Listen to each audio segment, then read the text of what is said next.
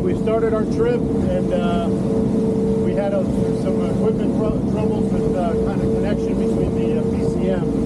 So we're doing a download of software update to the Garmin to see if that clears the trouble.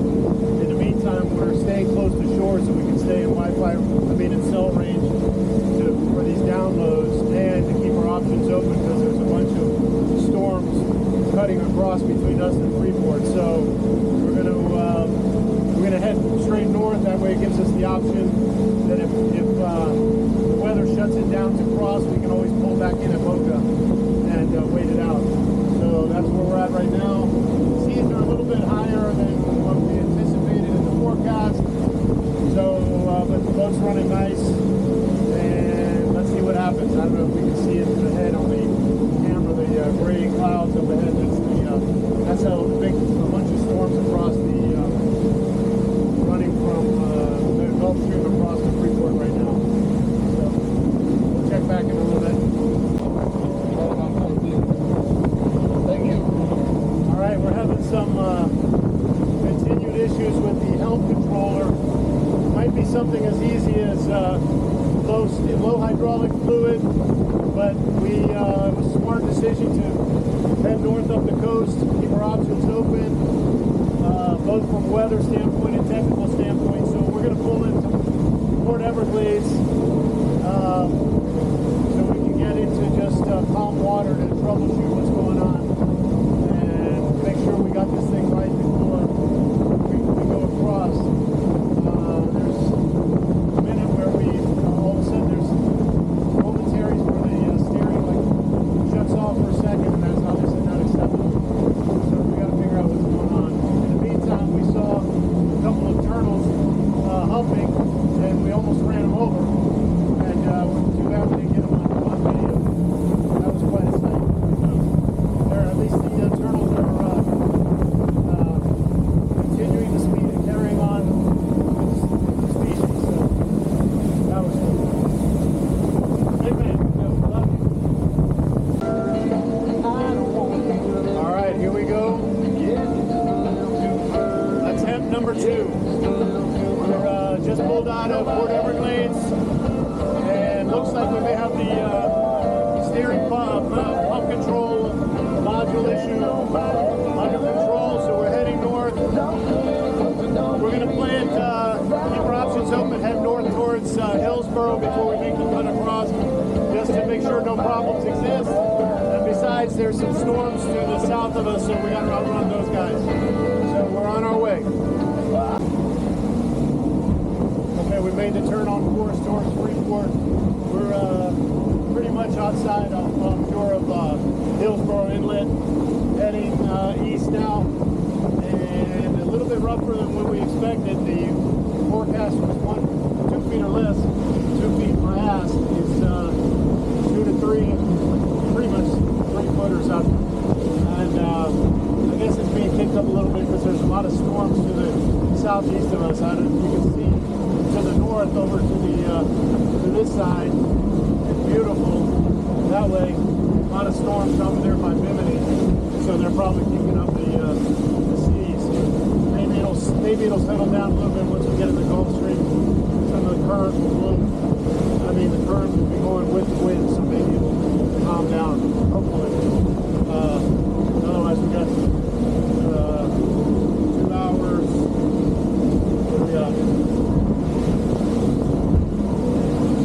we got almost 3 hours, 2.5 hours of run like this. So hopefully it'll settle down.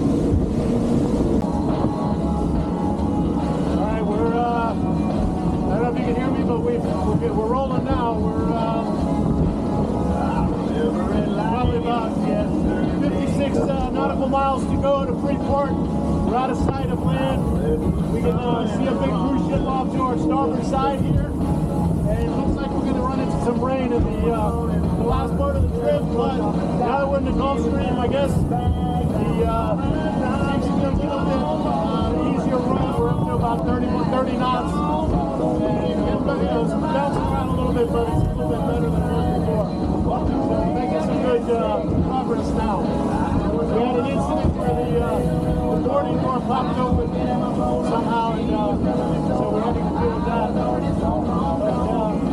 making good progress now. Looks nice to the north, looks a little bit ugly to the southeast, and it's a race to see if we make it there before the rain changes. All right, 44 miles to go to Freeport, and winds picked up. As you can see, there's white caps, and but we're still cruising along pretty good. Just a little bit bouncing around a little bit more. Got a big oil tanker up in front of us, about 10 miles ahead, and the storms are still closing in from the southeast, so it's a race to get there. And game plan is if the storms get bad and start to cut us off, we'll deviate a little bit to the north and go into West End, which is a little bit off to our starboard side here. So we'll keep an eye on it. We've still got ways to go, and that's what's happening right now. All right. 29 nautical miles to go. Sea's definitely picked up. The storms off to our right are just blowing a lot of wind. They're really turned it into a little bit of a washing machine here. We put our foul weather gear on. We got a quartering sea and blowing some of the spray over on our starboard side. It looks nice off to the left. Hopefully we won't get a lot of rain when we come in. It looks like there's some rain in the but we had to slow down a little bit because of the conditions. And I'm hoping that as we get a little bit closer and get closer to the island, we'll get a reprieve from some of these seas. And definitely not a day for rookies crossing. First timers. We're all good. Can't wait to see that nice Bahamian water. By the way, this ride is made a whole lot nicer by this Seakeeper trim tabs. They do make a difference. I'll tell you what. Seakeeper giving you a thumbs up for your product, that's for sure.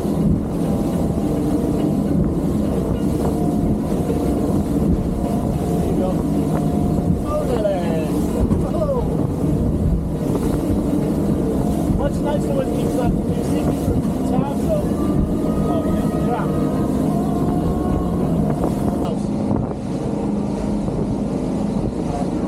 Yeah, we'll make it there. Alright.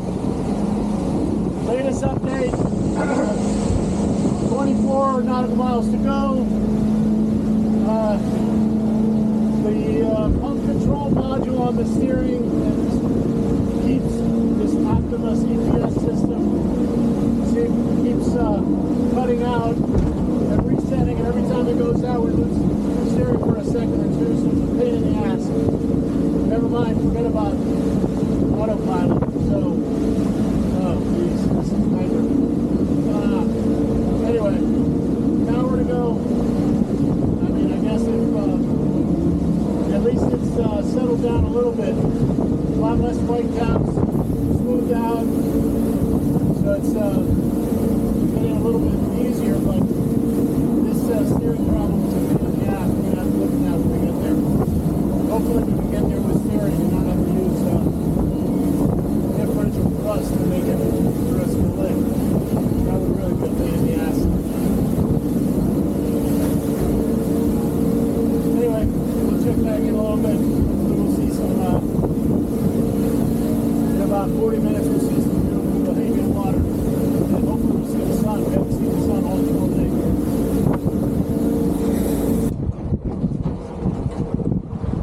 Well, we made it to within sight of land. We're 6 miles from the entrance to the Bahama Marina, which is Dan's house, and Finally gave out, and try it. yeah, it clicked on for half a second. Our motors are locked over slightly off center, so I can't steer with the engines and just go back in. So we've got Dan's coming out in the edge water to tow us in. So we're gonna have to set up a tow line and get towed in the last 6 miles. What an adventure! What an adventure! Well, we found out everything that's wrong and broken with the boat. So we definitely one hell of a shakedown cruise, right? Yeah. Stress tested. A bunch of stuff broke, and well, let's get in there, and that'll be the end of it. All right, here we are. Dan has come to the rescue. We're getting towed in the last 6 miles. But yeah, the steering circuit, I guess, the fly-by-wire steering system is pretty much out. So this is what we needed. We're getting towed in for the last 6 miles. Good thing this happened here, Dan. Good thing this happened here and not 40 miles out, because it was nasty when we were 40 miles out. That would have been a very miserable experience waiting to get rescued out there. So yeah, this is a picnic in comparison right now. So.